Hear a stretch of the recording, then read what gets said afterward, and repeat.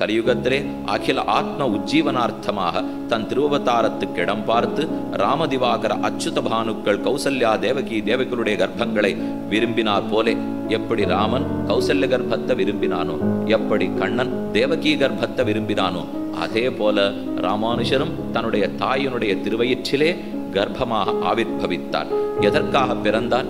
உலகத்தை உஜ்ஜீவனம் அடைவிக்க, சாஸ்திரங்களுக்கு சரியான அர்த்தத்தை கொடுப்பதற்காகவே. உலகத்தில் யாரெல்லாம் ராமானுஜ சம்பந்திகள்னு சொல்லி நீர் எழுதி வச்சபடி நீர் உபதேசம் பண்ணபடி யார் நடந்துக்கிறாளோ அவர்கள் அனைவருக்கும் நீர் முக்தி கொடும் அப்படின்னு பெருமாள் சொல்றார். அதுக்குதான் பட்டம் கொடுத்தார், உடையவர். உடையவர்னா எதை உடையவர்? லீலா விபூதி நித்திய விபூதி இரண்டையும் உடையவர். இவ்வுலகம் முக்தி மண்டலம், அதாவது வைகுந்தம், இந்த ரெண்டையுமே உடையவர்.